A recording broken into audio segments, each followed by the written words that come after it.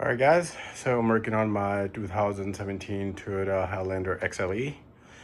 So the issue that I have, the other day I was fixing my brakes, installed brand new brakes, and while I was putting my tire back on, as you can see, I broke the lug nut, kind of broke right in the middle.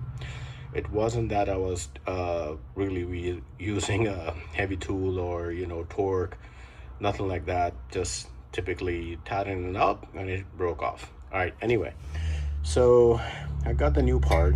Now, what we need to do, I already, as you can see, I have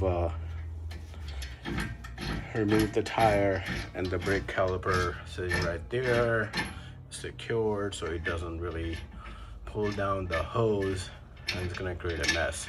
So please make sure you secure it.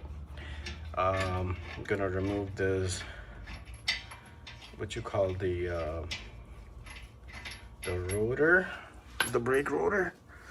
Let's see, need my two hands. All right, so here's my brand new rotor that I installed the other day. So lucky for me, as you can see, there's a slot right there. As you can see, it's designed this way so you can put the car in the neutral, turn this sideways, however you need to do it, one by one. So lucky for me, it's already there, meeting the spot. So I'm gonna hammer this out and then we're gonna go ahead and install the new part in. All right, stay tuned. Thank you. All right, guys, so I got this from the eBay. Here's the part number. You can look it up. So it comes with a set, the lug nut and the stud itself, just to make it easy installation. Here's the broken piece that I took out. Let's go ahead and see if you can install this back. Again, this is the part number I got it from the eBay for only $7. We're gonna go ahead and compare that if it's the right size, measuring with the existing one, and hopefully it would be.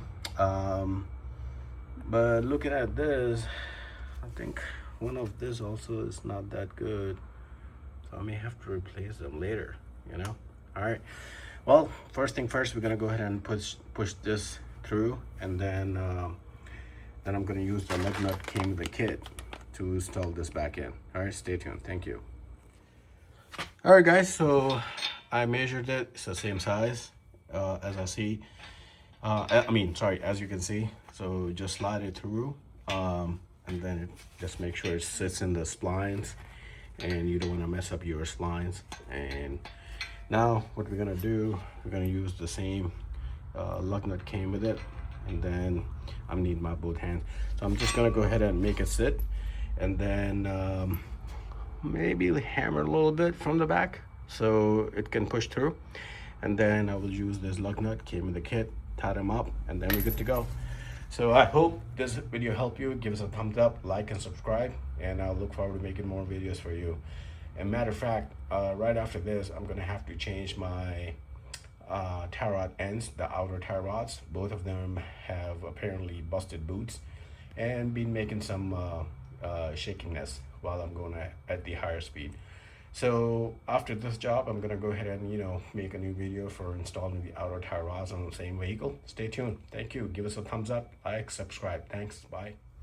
All right, guys, so the job is done. Wheel stud has been installed. As you can see, it is flushed out. Everything is good.